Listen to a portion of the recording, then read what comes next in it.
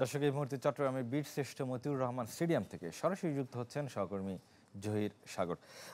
জহির, একাদশ কেমন হতে পারে? ইনজুরির কোনো আপডেট আছে কিনা আপনার কাছে?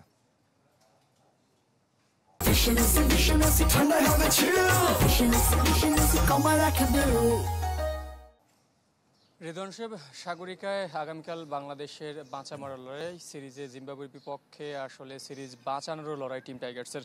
আপনি বলছিলেন যে একাদশে কোনো পরিবর্তন হওয়ার সম্ভাবনা আছে কিনা, সেই সম্ভাবনা অনেকটাই বেশি, এতটাই বেশি যে আসলে আজকে বাংলাদেশ দলের প্র্যাকটিস অলরেডি শেষ হয়ে গেছে, এখন জিম্বাবুয়ে প্র্যাকটিস করছে।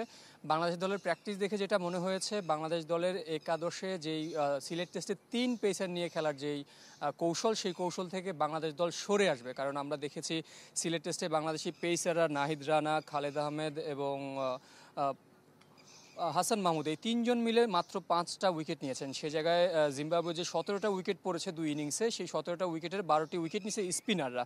আর যেহেতু সাগরিকার উইকেট সবসময় ফ্ল্যাট হিসেবে সবাই ধরে নেয়, কিন্তু বাংলাদেশের যেহেতু এটা এই সিরিজে টিকে থাকতে হলে, এই সিরিজ বাঁচাতে হলে বাংলাদেশকে জিততেই হবে, সেই জায়গায় আসলে বাংলাদেশ অল আউট অ্যাটাকে যাবে। আর সেই অল আউট অ্যাটাকে আসলে জিম্বাবুয়েকে পেস দিয়ে আসলে কাবু করা সম্ভব হচ্ছে না, সেটা আমরা সিলেটের কন্ডিশনও দেখেছি। সেই জায়গায় আসলে টিম ম্যানেজমেন্টেরও চাওয়া যে এই উইকেটটা স্পিনিং ট্র্যাক হোক। আমরা সকাল থেকে দেখছিলাম বাংলাদেশ দল যখনই এই স্টেডিয়ামে এসেছে, ভেন্যুতে প্র্যাকটিসের জন্য এসেছে, জিম্বাবুয়ে এসেছে, তাদের প্রথম চাওয়াটাই ছিল আসলে উইকেটটা কেমন হবে। সেই উইকেটটা আসলে সবারই একটা দৃষ্টিভঙ্গি ছিল যে উইকেট একটু দেখে যদি একাদশটা একটু সাজানো যায়।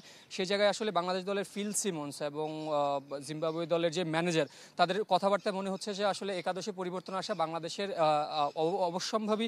আর বাংলাদেশে যদি একাদশে পরিবর্তন আসে, সেক্ষেত্রে কয়টা পরিবর্তন আসবে সেটা হচ্ছে প্রশ্ন। তবে এনামুল হকের বিজয় খেলাটা অস্বাভাবিক কিছু নয়, কারণ আমরা জানি ওপেনিং পার্টনার হিসেবে বাংলাদেশ খুবই ধুঁকছে এই মুহূর্তে। একই সাথে যদি 3 জন স্পিনার বাংলাদেশ খেলায়, মেহেদি মিরাজ, তাইজুলের সাথে কিন্তু আপনার তানভীরের অভিষেকটা হয়ে যেতে পারে। আর যদি বেশি আসলে স্পিনের বিলাসিতা দেখাতে যায়, সেক্ষেত্রে নাইম হাসানও অ্যাড হতে পারেন। সেক্ষেত্রে 4 জন স্পিনার এবং 1 জন পেসার নিয়েও খেললেও অবাক হওয়ার থাকবে না। রিদওয়ান সাহেব।